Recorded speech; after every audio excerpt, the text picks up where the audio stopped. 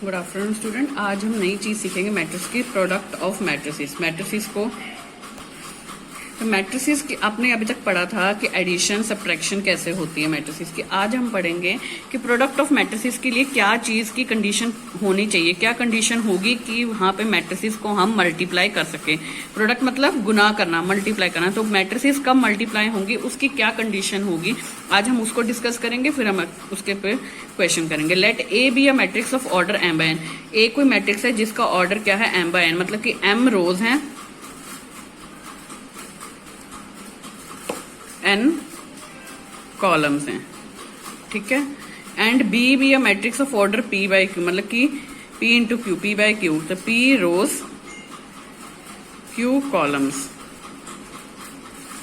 ठीक है। Then A cross B, मतलब कि A multiply by B is possible if and only if N is equal to P. N किसके इक्वल होगा, पी के। मतलब number of columns in first matrix must be equal to number of rows in second matrix. ये तभी possible है जब first matrix के कॉलम और सेकेंड मैट्रिक्स की रोज पॉसिबल इक्वल हो, सिर्फ तभी और तभी। अगर ये इक्वल नहीं है तो ये ए क्रॉस बी जो है, A multiply by B means A B जो हम मल्टीप्लाई कर रहे हैं वो पॉसिबल नहीं है। और ए बी भी लिख सकते हो, ठीक है। ये पॉसिबल नहीं है अगर number of columns in first matrix equal ना हो number of rows in second matrix. जैसे अगर मैं एक एग्जांपल लूं, ए जो है वो मेरे पास 1 2 है, मतलब कि 1/2 का, 1 रो 2 कॉलम, और बी है मेरे पास 3 4, ये कौन सा हुआ, 2/1। तो ये पॉसिबल है क्योंकि ये दोनों क्या होंगे, इक्वल। आपने ये दोनों को देखना है क्या इसका पीछे वाला और इसका आगे वाला सेम है कि नहीं है, ठीक है। तो जब मैं ए बी करूंगी वो कैसे करूंगी, ये लिखा 1, ये लिखा 2, पहले जो पहले लिखा है वो ही पहले आएगा, जो बाद में लिखा है वो बाद में आएगा। तो ये ऐसे चलेगा, सॉरी, ये ऐसे चलेगा और ये ऐसे चलेगा। तो ये कैसे हो जाएगा, 1 को आप करोगे पहले 3 के साथ, 1 इंटू 3, फिर बीच में लगेगा प्लस का साइन। याद रखना हमेशा प्लस का साइन है ना। जब एक नंबर पहला एलिमेंट इसके पहले नंबर से मल्टीप्लाई होने के बाद हमेशा बीच में साइन किसका आएगा, प्लस का। किसका आएगा, अब इसको दूसरे एलिमेंट को करोगे दूसरे के साथ, तो 2 इंटू 4, तो क्या बन गया, 3 + 6 कितना बन गया, 9। तो ये क्या बन गई, 1/1 मैट्रिक्स, एक ही रो एक ही कॉलम, ये 1/1 मैट्रिक्स हो गई। तो अब आपका जो आंसर बना वो इस पे बनेगा, जो ये दोनों तो इक्वल हो गए, ये दोनों क्या हो गए, इक्वल। तो अब जो ऑर्डर बनेगा मैट्रिक्स का वो किसका बनेगा, आगे वाले नंबर और पीछे वाले नंबर को मिला के। तो हमारा आंसर ये आ गया। तो क्या देखा कि मल्टीप्लिकेशन तभी की तभी पॉसिबल है अगर ये नंबर ऑफ कॉलम्स जो है फर्स्ट मैट्रिक्स के, नंबर ऑफ रोज जो है सेकंड मैट्रिक्स के इक्वल हों। दूसरी बात, ए बी जो है वो इक्वल नहीं होगा बी ए के। ये जरूरी नहीं है कि ए बी बी ए के इक्वल हो, ये पॉसिबल नहीं होता। क्योंकि अगर ए की मैट्रिक्स में ले लूं, है ना, 1 2 ले ली, जैसे ये 1/2, और बी ले लूं मैं 2/2,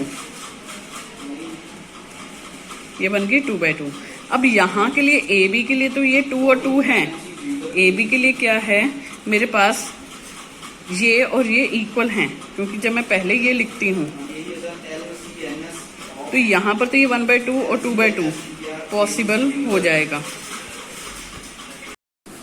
तो बेटा हमने क्या किया था, मैं अब आपको समझा रही हूँ कि ए बी जो है वो बी ए के इक्वल नहीं होगी। क्यों, जैसे ये 1/2 मैट्रिक्स है, ये 2/2 मैट्रिक्स है, ठीक है। ए बी के लिए तो ये होगी कंडीशन कि ये 2 और 2 होगी, बट अगर मैं बी ए लिखूं, बी ए में क्या लिखूंगी, 2/2 2 2 2, ठीक है। ये बन गई 2/2 की मैट्रिक्स, और ये ए बी, ये बनी 1/2। अब यहां पर तो पीछे 2 आ गया, ये 1 हो गया। अब 2 can not be equal to 1, 2 1 के इक्वल कभी नहीं हो सकता, कि एन पी के इक्वल नहीं हुआ, means A B A is not possible. Okay,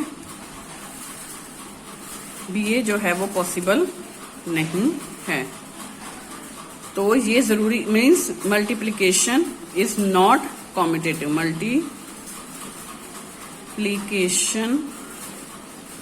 of matrices is not commutative.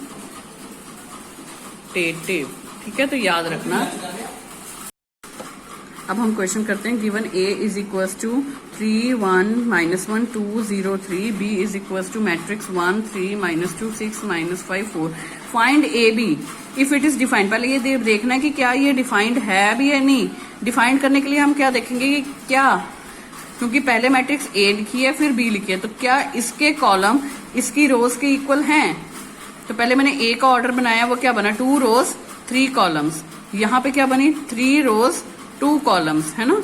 यहाँ पे 2 रोज 3 कॉलम्स हैं, यहाँ पे 3 रोज 2 कॉलम्स हैं। तो ये 3, इसका 3 और इसका 3, इसका पीछे वाला नंबर, इसका आगे वाला number, number of rows, number of column, number of rows के इक्वल हो गए। तो it is possible as number of columns in A is equals to number of rows in B are equal, therefore AB is defined. Now अब हम क्या करेंगे, AB निकालेंगे।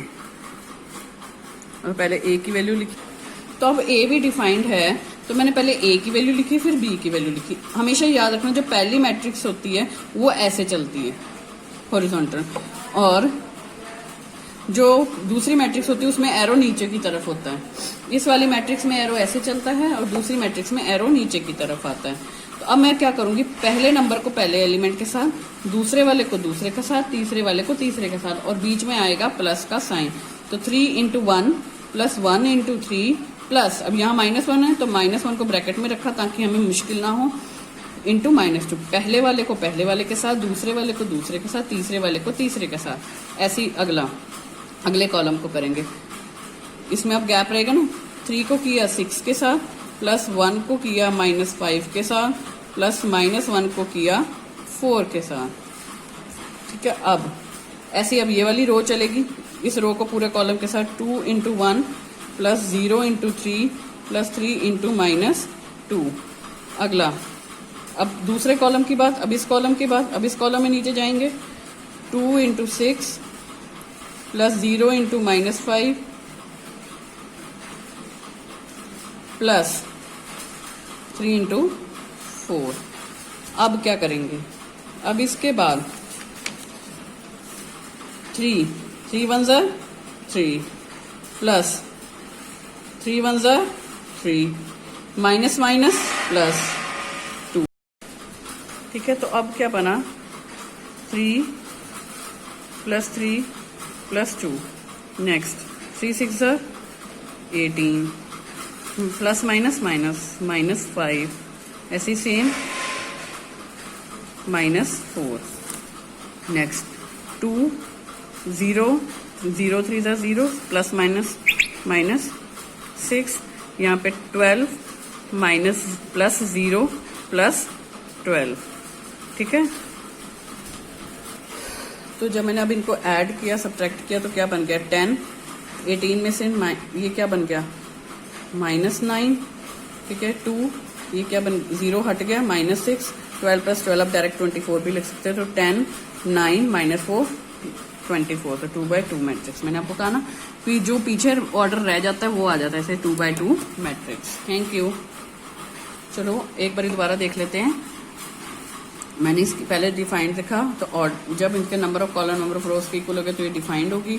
तो ये क्या हो गया, ये वाला एरो इस तरफ जाएगा और दूसरी मैट्रिक्स का एरो नीचे आएगा। मतलब कि अब इसके एक एक एलिमेंट को करते करते मैं नीचे जाती जाऊंगी, ऐड करती जाऊंगी, एक एक एलिमेंट को पकड़ती जाऊंगी, नीचे जाती जाऊंगी और ऐड करती जाऊंगी। फिर दूसरी रो पकड़ूंगी, उससे भी एक एक एलिमेंट को पकड़ती जाऊंगी और नीचे जाती जाऊंगी। ऐसे में अपनी मैट्रिक्स बन जाएगी ऐड करके। उसको सॉल्व करेंगे तो हमारा ये आंसर आ जाएगा। Thank you.